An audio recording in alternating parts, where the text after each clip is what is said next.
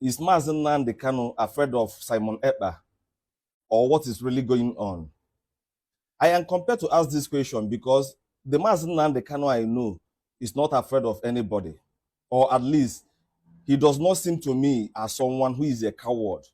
He calls out anybody he wants to call out. He has called out Buhari. He was on Buhari's case for years. He called out Tinubu.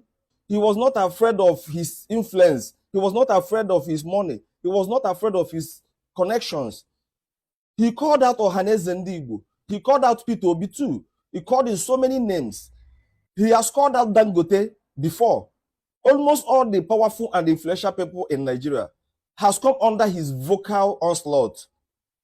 Now, what is going on, if I may ask? Just recently, Nnamdi Kanu was in court, and he continued to warn all the people involved in the criminalities, in the insecurity that is going on in the Southeast. This is not the first time. He has done that before. Nnamdi Kanu has directly given order before all the media houses in Nigeria, demanding an immediate stop to the Monday sit-at-home in the Southeast.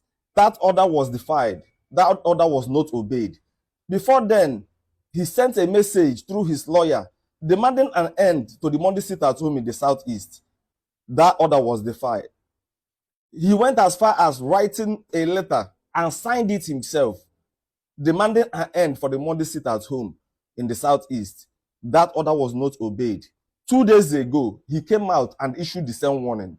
But what really compelled me to make this video is the fact that I have noticed that in all of this, he never mentioned anybody's name.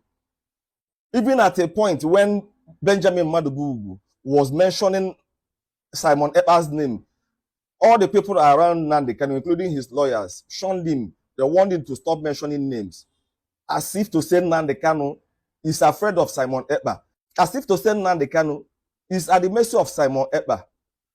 So now I am asking, is Nnamdi Kanu afraid of Simeon Ekpa?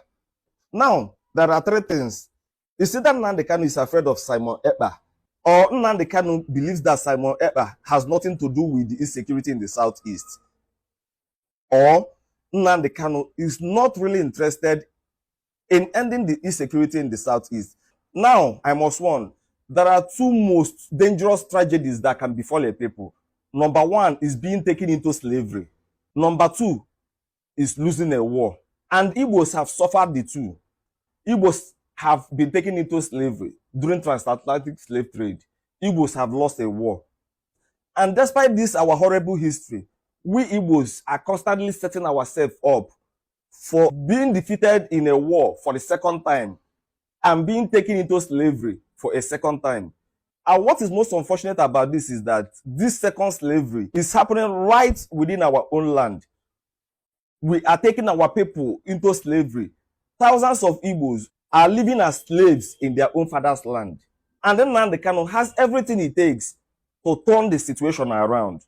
If Nnamdi Kanu is really serious about ending the insecurity in the Southeast, if Nnamdi Kanu is really serious about ending the criminality, ending the incessant case of kidnapping in the Southeast, Nnamdi Kanu should not be speaking in innuendos. Nnamdi Kanu should begin to call names. Nnamdi Kanu should begin to call out everybody he feels is responsible for the crisis, for the insecurity going on in the Southeast. If you really love the Igbos, as he constantly claims, he should start calling names.